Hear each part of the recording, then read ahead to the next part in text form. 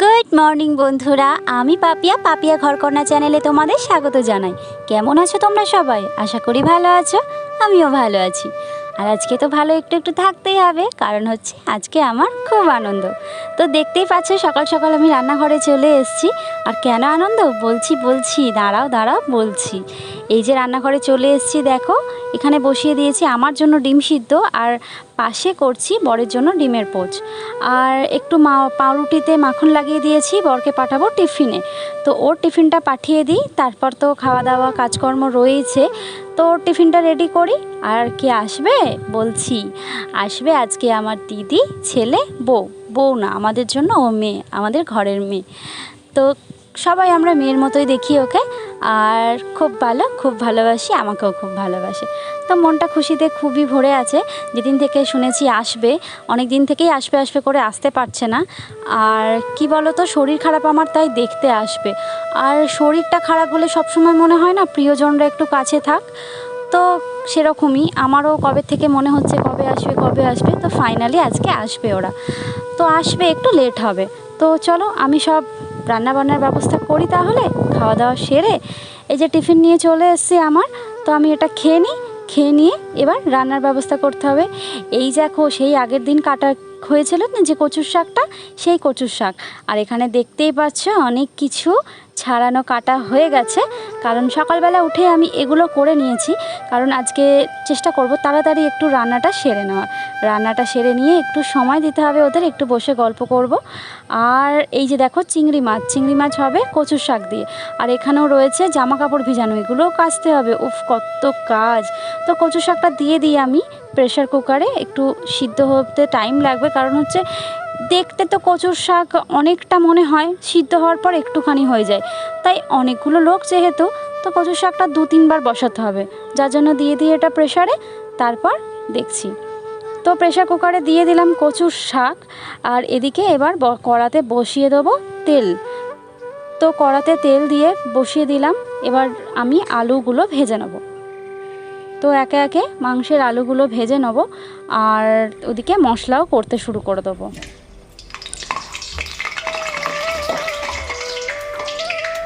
তেল এত ছিটকচ্ছে যে আমাকে সরে আসতে হচ্ছে।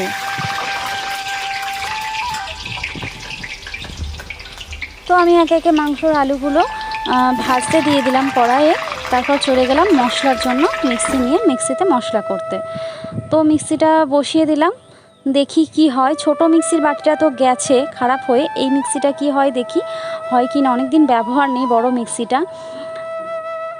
ওই দেখো, এ তো হচ্ছেই না। আজ আমি শিলনোড়ায় মশলা করবও না, এতেই হওয়াতে হবে। যতক্ষণ টাইম লাগুক আমি আজকে এটাতেই করব মশলা। তো আবার আমি ঘুরিয়ে করে নিলাম মশলা, ফাইনালি হলো। এদিকে দেখো আমার আলুও মনে হয় ভাজা হয়ে এসছে। হ্যাঁ, ওই যে আলু কালার নিয়েছে, লাল আলুও ভাজা হয়ে গেছে। তো সত্যি কথা বলতে কি, আনন্দের সাথে রান্নাও করছি, আবার রাস্তাও দেখছি কখন আসবে। আসতে ওদের একটু লেটই হচ্ছে। তো এদিকে প্রেশার কুকারে সিটি বেজে উঠেছে, কচুর শাকের প্রেশার কুকারে সিটি বেজে উঠেছে। কচুর শাক তো 2-3টে সিটি দিলেই হয়ে যাবে কচুর শাক। আলুও ভাজা প্রায় কমপ্লিট। আলুগুলো এবার তুলে নিই, কচুর শাকটাও তুলে নিয়ে আবার দিতে হবে কচুর শাক যেহেতু। তো এখন 2-3 বার তো দিতেই হবে কচুর শাক, না হলে হবে না ধরো। কারণ দেখো কীরকম দিয়েছিলাম ভর্তি কুকার, হয়ে গেছে কইটুকু। কচুর শাক কিন্তু খেতে খুব ভালোই লাগে, কি বলো? ইলিশ মাছের মাথা, ওরে বাবা, ইলিশ মাছের মাথা দিয়ে কচুর শাক খাওয়ার এখন সময় নয়, অনেক দাম ইলিশ মাছের এখন। একটু দাম কমলে আনবো বাজার থেকে, তারপর হবে একদিন কচুর শাক ইলিশ মাছের মাথা দিয়ে। আজ চিংড়ি মাছ দিয়েই করবো কচুর শাক। তো এবার পাঠিয়ে দিয়েছে মাংস, দেখি খুলে কি মাংস। ও বাবা, এ তো দিয়েছে মাটন। আজকে হবে মাটন। তো চলো মাংসটা ধুয়ে নিয়ে আস্তে আস্তে সব রকম মশলা দিয়ে একটু মেখে নিই।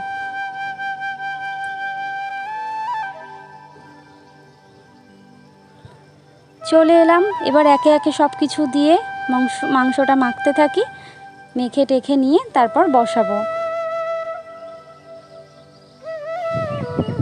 আমার হাতের রান্না খুব একটা ভালো বলবো না, আর জানি না কিভাবে কি তোমরা কোন প্রক্রিয়ায় করো। আমার ইচ্ছে হলো আজকে একটু এরকমভাবে করি, মেখে নিয়ে। রোজ দিন আমি এরকম মেখে করি না, যখন করি আজকে একটু মন হলো মেখে নিই।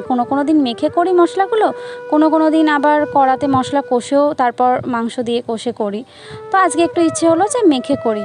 মশলা দেখছো একটু একটু করে কিরমভাবে দিচ্ছি, ভয়ে ভয়ে দিচ্ছি, যদি বেশি কম হয়ে যায় কিছু। তাই কাশ্মীরি লঙ্কাটা উঠতে এত দেরি হচ্ছে, কম রয়েছে, দিলাম কৌটোটা তুলেই একদম ঢেলে।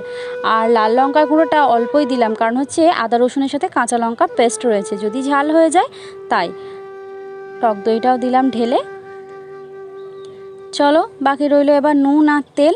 নুন তেলটা দিয়ে দিই, দিয়ে মাংসটা একটু মেখে নিই। ওদিকে আলুগুলো ভেজে কিন্তু তুলে নিয়েছি, মাংস এবার কড়াতে দিতে হবে।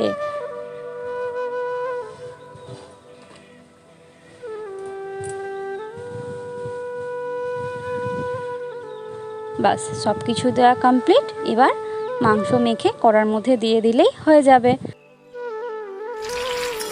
তো কড়াতে তেল গরম হওয়ার পর গোটা গরম মশলা, তেজপাতা ফোড়ন দিয়ে পেঁয়াজ টমেটো দিয়ে একটু নুন দিয়ে নাড়াচাড়া করছি। বাকি সব কিছু তো মাংসতে দেওয়াই রয়েছে। এবার এগুলো একটু নরম হয়ে গেলে দিয়ে দেবো মাংসটা। বন্ধুরা, আমি যে খুব ভালো রান্না পারি তা নয়, তবু চেষ্টা করি, মন থেকে বানানোর চেষ্টা করি। কি বলো তো, মেয়েরা যখন রান্না করে, প্রত্যেকটা মেয়েরাই নিজের হাতে যখন রান্না করে, মানে মনে মনে একটা তো আশা রাখে না, যখন পাতে দেব খাওয়ার জন্য সবার মুখ থেকে যেন প্রশংসাটা পাই, ভালো যেন লাগে, খেতে বসে কেউ যেন অসন্তুষ্ট না হয়, সবার যেন পছন্দ হয়। এই ভেবেই কিন্তু রান্নার জন্য যেই রান্নায় হাত দেয় না কেন, রান্নাটা করার সময় এরকমই মনে হয়। আমার তো হয়, কার কী হয় আমি জানি না। তো মাংসটা দিয়ে দিলাম ঢাকা কষতে। এখন একটু ঢাকা দিয়ে দিয়ে কষা হোক। আর কখন আসবে যে দিদিরা, এই দেখো বৃষ্টিও নেমে গেল। একে তো আসছে না, দেরি হচ্ছে, যদিও আসে রাস্তায় বৃষ্টি পাবে, বৃষ্টি আসার আর টাইম পেল না, বৃষ্টিটাও শুরু হয়ে গেল। আর বৃষ্টির দরকারও যদিও, কারণ হচ্ছে এত গরম পড়েছে, ভীষণ গরম, একটু বৃষ্টির দরকার। চলে এলাম একটু জানলা দিয়ে বৃষ্টি দেখতে। দেখো দেখো মাঠগুলো কি সুন্দর বৃষ্টিতে ভিজে গেছে, আর ভালো লাগছে, জমিতে জল দাঁড়িয়ে গেছে, কারণ হচ্ছে চাষ শুরু হবে। তো চাষি ভাইদের জলের দরকার বাবা, আমরাও চাষি, আমাদেরও চাষ হবে, তো চাষের জলের দরকার মাঠে একটু। তো আমি সেই রাস্তা দিয়ে দেখছি কখন আসবে কখন আসবে। তো রান্নার মাংসটা তো ওদিকে বসিয়ে দিয়েছি কষতে, মাংসটা হচ্ছে কষানো। আমি বৃষ্টি আসলো বলে একবার ওদিক থেকে দেখলাম, আবার জানলার এদিকে আসলাম। তো চলো যাই, এবার মাংসটা খুলে দেখি কি কতদূর। এবার জল ছেড়েছে মাংসটায়, একটু নাড়াচাড়া করি, ঢেকে ঢেকেই কষবো। আর খাসির মাংস যেহেতু একটু তো সময় লাগে জানো, তো ঢেকে ঢেকেই করি। আবার ঢাকা দিয়ে দিই, কষতে থাকুক, মাংসটা কষা হোক। তো এবার দেখি ওইদিকে কচুর শাকটার কী খবর, কচুর শাকটাও তো বসাতে হবে। তো এই দেখো চিংড়ি মাছ কড়াতে, কচুর শাক সিদ্ধ নামিয়ে দিয়ে কড়াতে এবার চিংড়ি মাছ ভাজবো, কারণ কচুর শাকে চিংড়ি মাছ দেবো। তো চিংড়ি মাছটা দিয়ে দিলাম ভাজা করতে। চিংড়ি মাছটা ভেজে তুলে নিয়ে তারপর কচুর শাকটা রান্না হবে চিংড়ি মাছ দিয়ে। তো আর একবার দেখি মাংসটার কি খবর। হ্যাঁ, এবার আস্তে আস্তে একটু সফট হয়ে আসছে মাংসটা। টাইম যেহেতু অনেকটা লাগে মাটন করতে, আস্তে আস্তে একটু সফট হয়ে আসছে। তো টাইম তো আছে, হোক এখন ধীরে সুস্থে, তাড়াহুড়ো নেই। তাড়াহুড়ো নেই বলতে আবার নেইও, আছেও তাড়াহুড়ো, কারণ হচ্ছে মনটা চাইছে রান্নাটা একটু তাড়াতাড়ি হয়ে গেলে দিদিদের সাথে বসে একটু গল্প করতে পারবো। ওরা আবার থাকবে না, এসেই বিকেলে চলে যাবে। তো দিয়ে দিলাম কড়ার মধ্যে তেল, তারপর দিয়ে দিলাম শুকনো লঙ্কা, জিরে আর তেজপাতা ফোড়ন কচু শাক বানানোর জন্য। তারপর দিয়ে দিলাম পেঁয়াজ কুচি আর টমেটো কুচি। যেহেতু চিংড়ি মাছ দিচ্ছি তার জন্য ওই পেঁয়াজটা দিলাম, আর পেঁয়াজ রসুন একটু দেব, না হলে নিরামিষ করলে এগুলো লাগে না। আমি নিরামিষও করি কচুর শাক, তখন ওই ফোড়ন আর আদা বাটা দিয়েই করি, ভালোই হয় বেশ। তো মাংসটা মাঝে মাঝেই খুলতে নাড়তে হচ্ছে, মনে হচ্ছে দেখি একবার করে যদি তলায় ধরে না যায় আর কি করার মধ্যে। তো এদিকে প্রায় ভাজা এগুলো হয়ে গেছে। একে একে এবার আমি মশলাগুলো দিয়ে দিই। একটু আদা রসুন কাঁচা লঙ্কার পেস্ট দিয়ে দিলাম, আর এবার আস্তে আস্তে মশলাগুলো দিয়ে দেবো, একটু গুঁড়ো মশলাগুলো। বন্ধুরা, আমার মশলা দেওয়া দেখে তোমরা হেসো না, কিন্তু আমি না আসলে একেবারে দিয়ে দিতে পারি না, মনে হয় যদি বেশি কম হয়ে যায়, তাই ওই বারবার দিতে হয়, একটু একটু করে দিই ভয়ে ভয়ে, ওটাই আর কি। পারদর্শী বলতে দেখো, রান্নার হাত কখনো কম কখনো বেশি হতেই পারে, কি বলো? যে যতই পাকা রাঁধুনি হোক, একেবারে কি রকম চোখ বন্ধ করে দিয়ে দিতে পারে বলো? তারপর দেখতেই পাচ্ছ চিংড়ি মাছগুলোও দিয়ে দিয়েছি, দিয়ে একটু নাড়াচাড়া করে নিই, তারপর ঢেলে দেবো কচুর শাক ওর মধ্যে। এদিকে কচু শাক রান্না করতে করতে দিদিরাও চলে এসছে, তো তাড়াতাড়ি আমি কচু শাকটা দিয়ে একটু নাড়াচাড়া করি, তারপর ওদেরকেও একটু জল মিষ্টি দিতে হবে।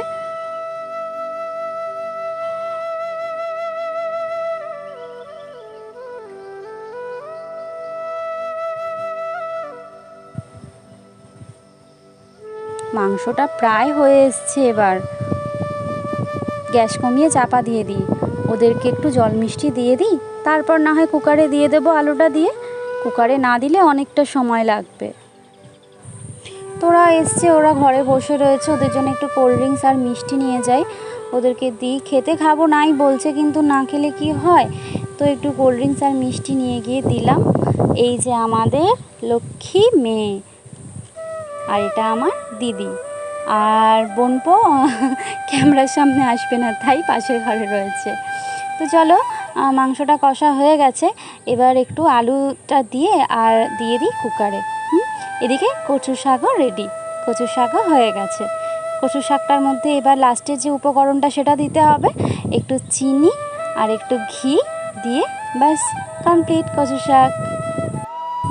খাওয়ার পর কিন্তু সবাই খুব ভালো বলেছিল।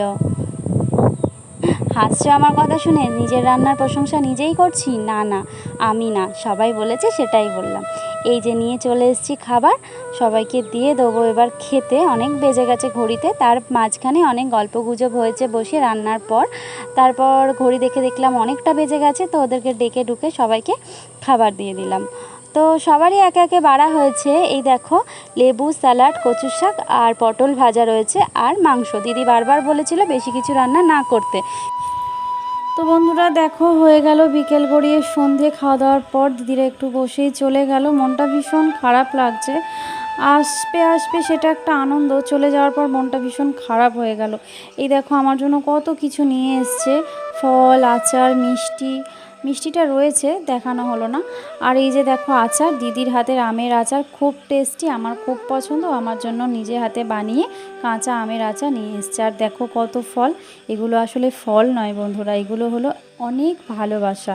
দিদি তো মার পর মায়ের জায়গাটা দিদিই নেই, কি বলো? যাই হোক, মনটা সত্যি খারাপ হয়ে গেল দিদি চলে যাওয়ার পর। আর কি করা যাবে, আবার দেখা হবে পরে। তো রাত্রি হয়ে গেছে, খাবার নিয়ে এসেছি। বন্ধুরা, আজকের মতো ব্লগটা আমি এখানেই শেষ করব। পরের দিন আবার আসবো নতুন ব্লগ নিয়ে। আর হ্যাঁ, লাইক কমেন্ট শেয়ার করতে ভুলো না যেন।